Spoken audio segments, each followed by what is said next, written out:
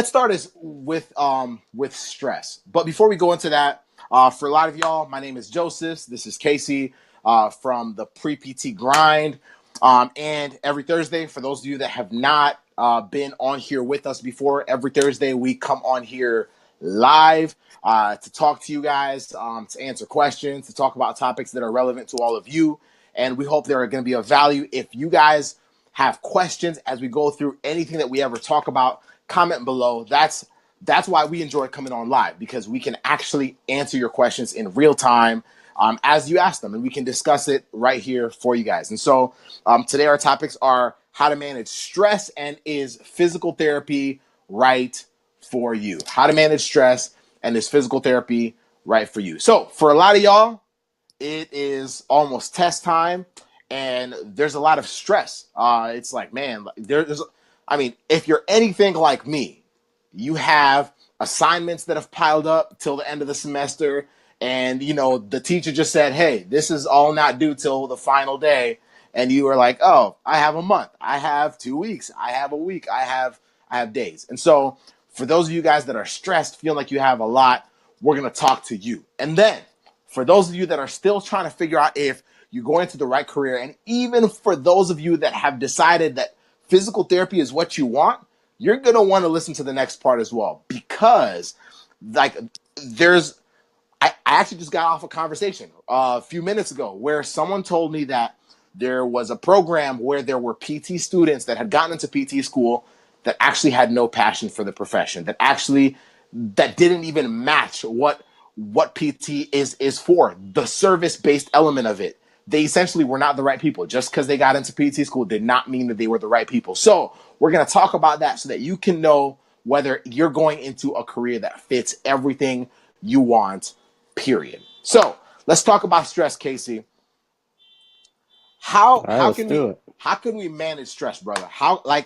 We're students.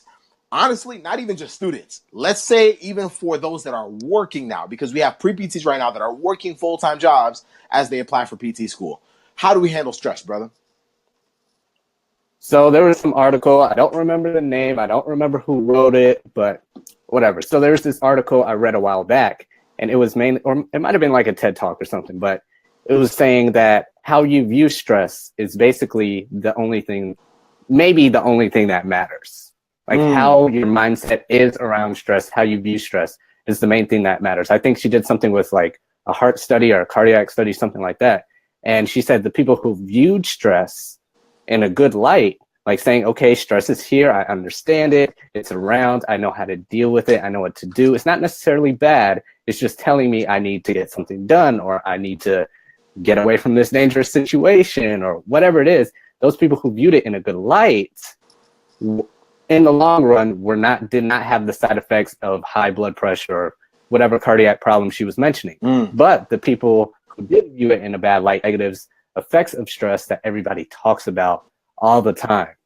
So it didn't really, like I said, it didn't really matter. Like the people still had stress. They still viewed it the same way. They might have had the same physiological, complications or whatever you want to call it. They both might have had still, high blood pressure, or, headaches or whatever it is. But in the long run, the people who viewed stress in a good light did not have the long-term effects of stress, unlike the people who viewed it in a negative light and were like, oh my gosh, I don't know how to handle it. I'm stressing out. Everything's bothering me. I don't know what to do. So that's how I try to view stress. Yes, it's here, but it's here for a reason. Yeah. It's good. And if you know how to manage it, you'll be fine. You'll be absolutely fine. And I think there's what you just said is key, because stress, just by simply viewing stress in one way or the other, is the difference between running yourself to the ground and being insanely overwhelmed and saying there's no way possible any of this happens, and you do what I did in the past and just go to sleep and say, forget this.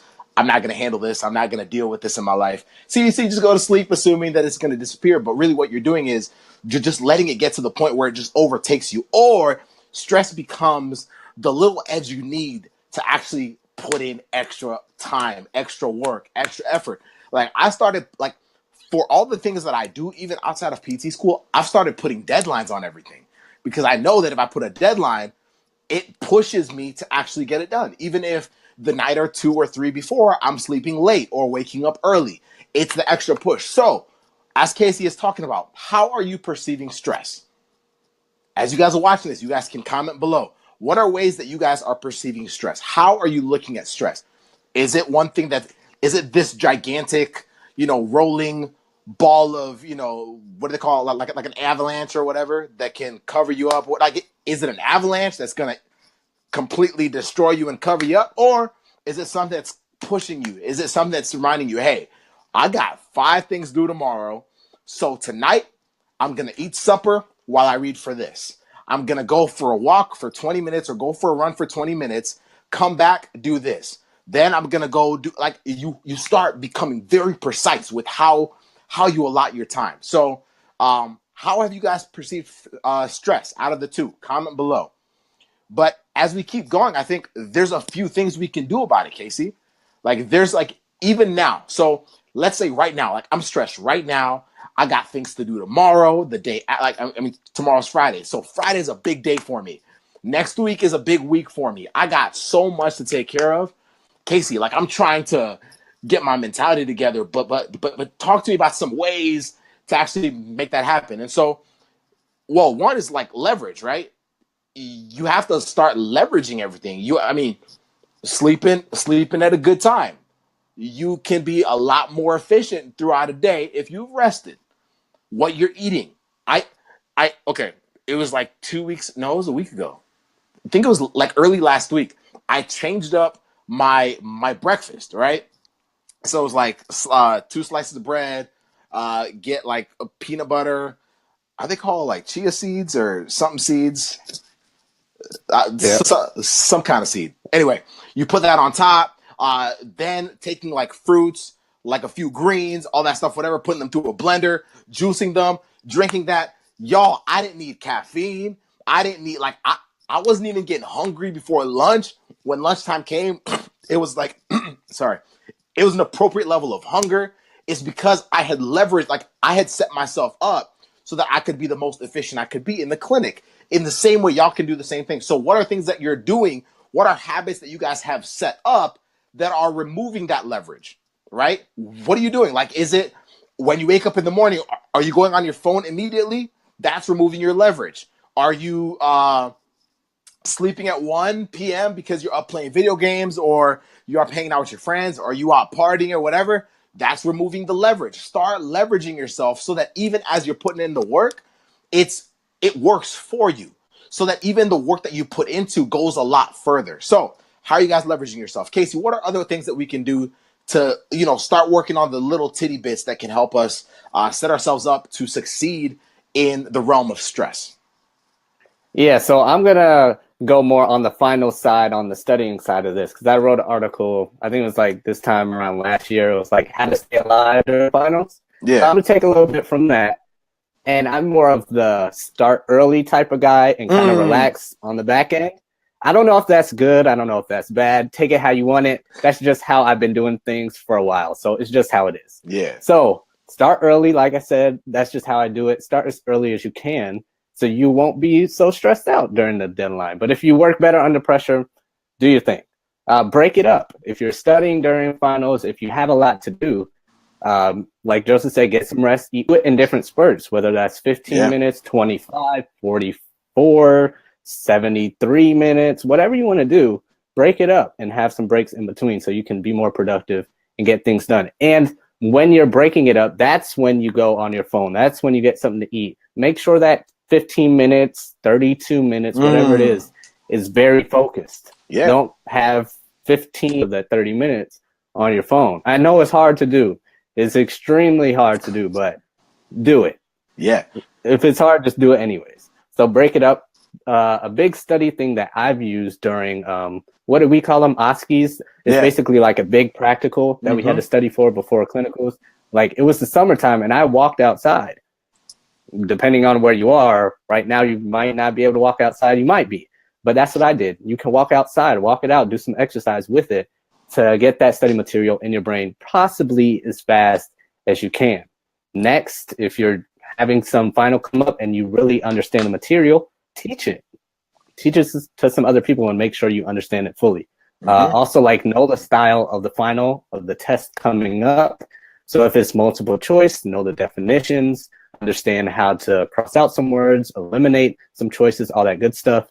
If it's like a short answer, test or quiz, whatever it is, make sure you have examples that you can use, that you understand when you're studying, because that's pretty much what they're kind of looking for in short answers. Then also reward yourself after you studied, after you did all that, after you stressed out, good stress, bad stress, whatever you want to call it.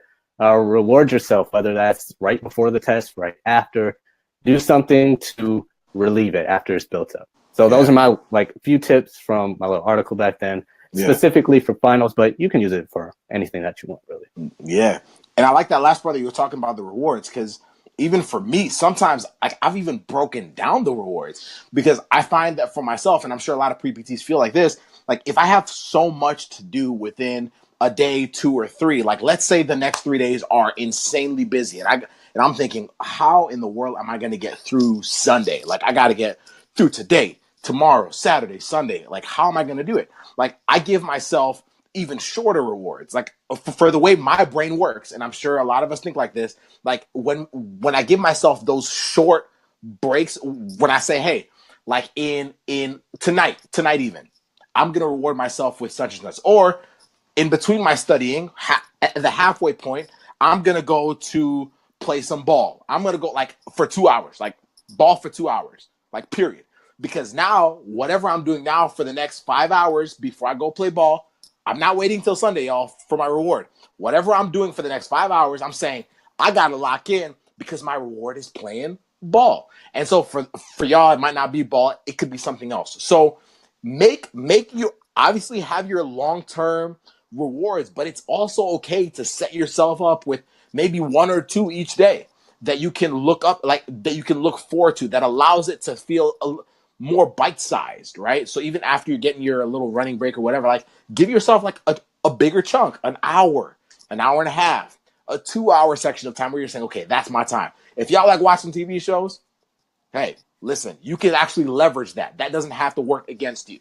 So to use that as your little destination spot where you don't have to think about the academics or work or whatever. And so those are good things. But I think it's also good for us to transition into just the career as a whole. I think for a lot of you, you're interested in physical therapy. Others of you are locked in. You're like, no, PT is it. Especially for y'all that are coming from a different career where you're realizing, oh, that didn't hold what I was looking for, but PT's got it. We're all at a different place, but now I think we're going to talk a little bit about whether PT is the career for you. And I wonder if a lot of people ask themselves that question, because I think it's easy to look at the fact that it's a doctorate. So a lot of people will say, oh, look, I can get a doctorate in 3 years or 4 years, right? So you got that. You can say, hey, PTs seem to have a pretty stable career. PTs are not going anywhere. PTs get a pretty decent salary. PTs this, PTs that. Like, what are the reasons for y'all actually wanting to be PTs? Is that really what you're looking for? Or is it the fact that you have this passion to serve in a way that can only be done through the vehicle of physical therapy? Like, what is, like, it's either one or the other. And yeah, like we talk about the differences of what you can actually do in PT and the stuff that y'all can actually bring to the profession in terms of like y'all bringing in like different ideas, different ways of practicing that might not even be clinical, things that are more online based. You guys have so many different ideas that's going to be beautiful to watch as time unfolds. But overall, like, why do y'all want to be PTs? And I actually, like, I'm asking y'all, like, comment below. Like, why do you guys want to be PTs? Because I think the question is PT right for me? Is something every single person should ask themselves and be honest with themselves about. You know you better than anybody else. So being honest with yourself and being able to come up with at least the top 5 things that actually draw you to PT. Is it just the accolades? Is it the prestige? Is it the fact that you know people that are successful, so you're like, I want to be like them? Like, it's okay to be honest with yourself, but I think at the end of the day, you'll realize whether you're going down the right path or not, simply by being honest with yourself. Casey, I don't even have to tell you. You'll know whether PT is it, or you'll know, ooh, maybe I'm stretching it a little bit. Maybe I didn't really think this through. I've had people tell me that they've applied several times, and the one thing that held them back was the fact that they had not answered this question to the point where it became a necessity, where the service that they could impart on people through physical therapy became a necessity, and they desired it more than anything. And so, Casey, what do you think about this topic, bro? So you were telling people to be honest. I'll be honest with some people. Like the person who you kind of described, kind of like, you know, found it. It's a good career. It's stable. Like that was me. Like that's how I found it. That's how I came across it. And like other people, I like sports. I like the human body. I liked all that stuff. All that combination kind of just drew me in. And that's okay. Like you need something to draw you in. Like you might have some like career project or something to do in high school or an undergrad, and you need to do something, and you found PT. That's great. But once I got into it, I understood like the transformative aspect we can have on people, and not just clinical. Preach about it, brother. Of course, clinical. Like somebody came in with an ACL tear, somebody's overweight, somebody had a stroke, a spinal cord injury, whatever it is, and you are that blessing. You are that person who dug them out of the depths and brought them into the light. However you want to word it, however you want to see it, like you are that dude. You are that girl who's transforming this person's life. You're saving their life, kind of, so to speak, however you want to word it. And that's like after I was drawn in, I was like, whoa, this is super cool. I kind of embody everything I kind of wanted to do, what I liked, what my interests were. And then once I got into it, this is great. Like this is perfect, pretty much. Then a couple of years later, like as we both know, you know, I like to describe it as like the curtain was open or the veil was opened, like to this other side of PT, like the business side, the marketing, social media, all that stuff.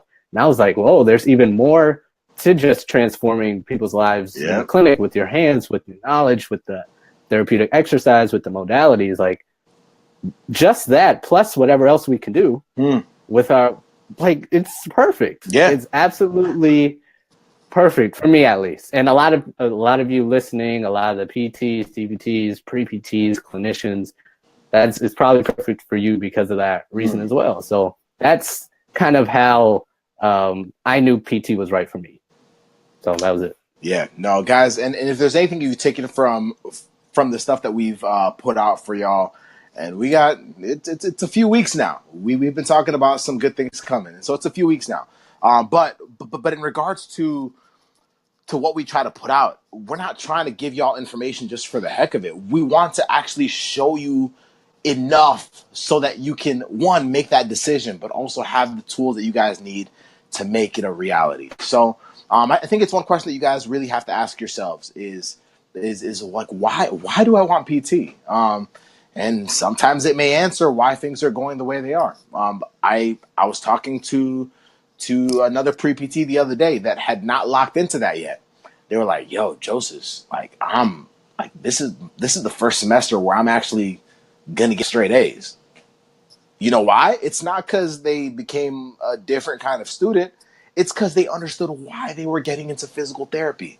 They locked into that. They believed that. And now they were like, there's no way possible that I'm going to give any school any excuse to not accept me. Even if it takes 2 times, that's fine. They're not going to get an excuse to not accept me because I know that's it. And when that happens, y'all, like when you guys are locked into that, you don't have this thought of, well, I'll try PT. Oh, I'm about to step on some toes. Like you don't have the thought anymore of, oh, I'm going to try PT and see what happens. And if it doesn't happen, then, you know, there's this other backup career.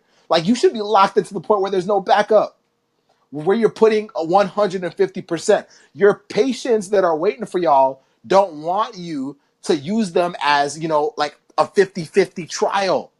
You're giving them 100%. You're giving them 100% because you're locked into what you're doing. You're locked into the service. You're locked into everything you're going to give them. And if you can't do that, then maybe you're not meant for PT. I apologize if that steps on toes, but that's the reality of it. So ask yourself that question. Is PT right for you? If it is, we got your back. We got your back. We got everything you guys need. Look at that pre-PT grind. I got my renewal shirt. But anyway, like, but if it's not, hey, even if you guys want to say, oh, now I'm confused, I don't know anymore, feel free to reach out to us. Like, we can talk about it. We can discuss it, because our agenda, the reason why even pre-PT grind started, or even the platform that was there before it was even a company, was the sole purpose that we don't want the right people to slip through the cracks. Simple. So if you are that right person, but now you're confused a little bit, we want you to contact us. We want you to give us a call. We want you to reach out to us so that we can make sure that you're not slipping through the cracks if it is the career for you. So hopefully that was a helpful live to you guys. Make sure you guys see all. I mean, if y'all have not liked our business page on Facebook, we're directing you there right now. So make sure that happens. But make sure you guys listen to the podcasts. There are 27 episodes right now, but it's great content. That's not me and Casey talking. I mean, Casey and I like comment on stuff or whatever, but you're hearing from 27 other people, or really 25 other people that have done some phenomenal things with their careers, have walked through the same shoes y'all are walking in through, and they have done very well. And so if PT is right for you, we want to see you guys on those platforms so that we can help give you guys everything possible for you to succeed as a pre-PT. You guys have a good evening. It's been real.